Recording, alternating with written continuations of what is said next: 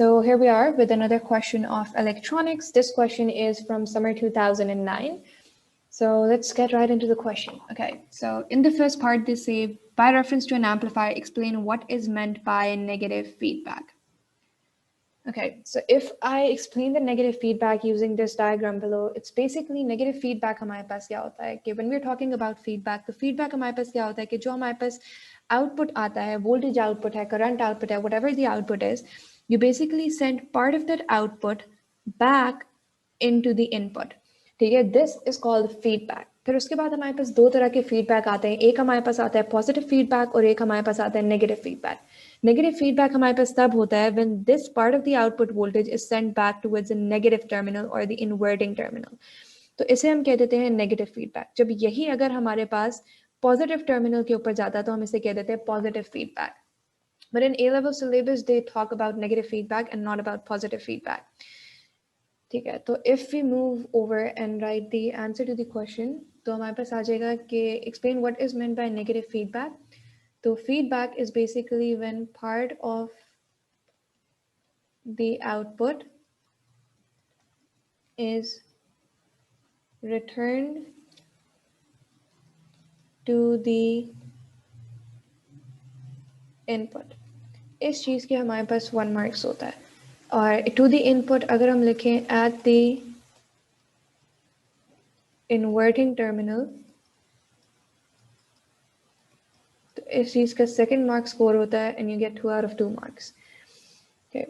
नीचे जाते हैं तो क्वेश्चन में उनसे कह रहे हैं कि an amplifier circuit incorporating an ideal operational amplifier shown in figure 10.1, the supply of the op amp is plus minus 9.0 volt. Supply lines जो हमारे पास होती हैं that is basically over here, ये हमारे पास plus 9 volt हो जाएगा, ये हमारे पास negative 9 volt हो जाएगा. इसकी हमारे पास सिग्निफिकेंस क्या होती है कि जब हमारे पास आउटपुट वोल्टेज जो होती है जो हमारे पास यहाँ से वोल्टेज आ रही है, for example if output voltage is 12 volt, तो 12 volt is very much larger than the voltage of the power supply that in this case is 9 volt. तो इस टाइम पे जो हमारे पास एम्पलीफायर होता है वो हमारे पास सैचुरेट हो जाता है और जब हमारे पास एक एम्पलीफायर सैचुरेट होता है तो इसकी आउटपुट वोल्टेज जो होती है that is equal to the voltage of the power supply that is plus और नेगेटिव 9 वोल्ट के इक्वल होगी. अगर हमारे पास फॉर एग्जांपल ये प्लस 12 वोल्ट है तो हमारे पास आउटपुट प्लस 9 वोल्ट हो जाएगी. अगर ये हमारे पास नेगेटिव 12 वोल्ट आ रही है आउटपुट तो ये हमारे पास नेगेटिव 9 वोल्ट हो जाएगी. उसके बाद वो हमसे कहते हैं कि the amplifier circuit is to have a gain of 25. ठीक है, gain is basically equals to voltage out divided by voltage in. Calculate the resistance R of the circuit. अगर हम इस circuit को देखें तो this is basically a non-inverting circuit. और ये हमें कैसे पता है कि non-inverting circuit और inverting circuit के बीच में difference क्या होता है कि in a non-inverting circuit हमारे पास जो inverting terminal होता है that is connected directly to the ground और जो inverting circuit होता है उसमें हमारे पास जो non-inverting terminal होता है that is a positive terminal that is connected to the ground. तो अगर हम इसमें देखें तो ये हमारे पास ground है और ये जो terminal जिस terminal के साथ connected है that is the inverting terminal. तो ये जो हमारे पास पूरा जो एम्पलीफायर का सर्किट है that is basically a non inverting amplifier circuit.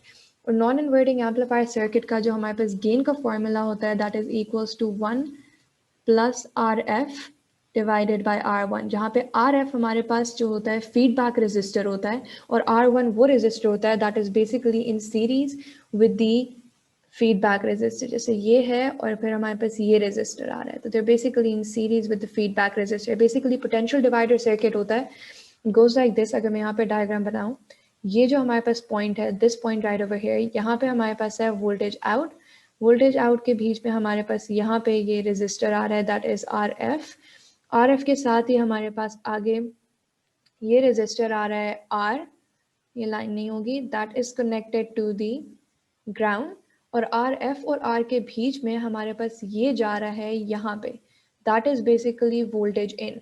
ठीक है, तो यहाँ पे हमारे पास Vin आ रहा है. तो अगर आप इसके फॉर्मूला को थोड़ा सा रीअरेंज करें तो you will get this formula जो हमने नीचे लिखा है गेन का formula that is equals to 1 plus RF divided by R1. अच्छा, अगर हम इसे सॉल्व करें तो गेन जो है हमारे पास 25 है which is equals to 1 plus जो फीडबैक रेजिस्टर है उसकी वैल्यू हमारे पास 120 किलो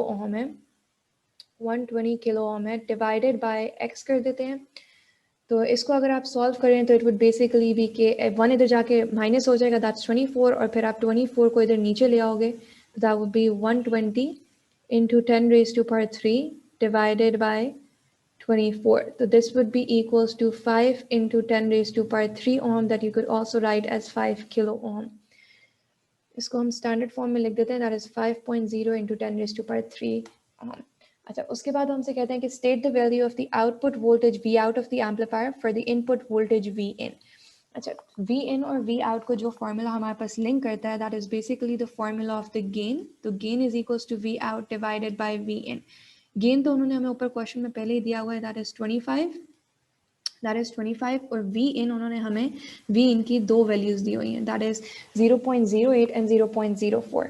तो अगर हम 25 इंटू V in करते हैं तो हमारे पास V out आ जाएगा. ठीक है, तो इसमें पहले केस में हमारे पास V in जो है दैट इज नेगेटिव 0.08 वोल्ट. तो okay, correct this over here. अच्छा, तो हमारे पास जो पहला केस है उसमें नेगेटिव 0.08 वोल्ट है. तो अगर आप इसको सॉल्व करें तो you will get a voltage output of negative 2 volt. अब इसमें एक चीज़ याद रखनी है कि हमारे पास जो सप्लाई वोल्टेज है दैट इज़ 9 वोल्ट. तो हमारे पास जो भी आउटपुट वोल्टेज आ रही है that should be less than 9 volt. ठीक है, तो यहाँ पे हमारे पास जो आउटपुट वोल्टेज है that is 2 volt, negative 2 volt, क्योंकि negative 2 volt is very less than negative 9 volt. ठीक है, उसके बाद हमारे पास आ जाती है प्लस 0.4. तो 25 इंटू प्लस 0.4 वोल्ट करें तो आंसर हमारे पास आ जाता है 10 वोल्ट्स. 10 वोल्ट जो है that is larger compare to the voltage of the power supply. इससे हमारे पास जो ऑप एम्प है दैट विल बिकम सैचुरेटेड, और उसकी जो हमारे पास आउटपुट वोल्टेज होगी that would become equal to the voltage of the power supply. इसलिए इसकी वोल्टेज हमारे पास प्लस 10 वोल्ट नहीं होगी, but it would rather be plus 9 volt.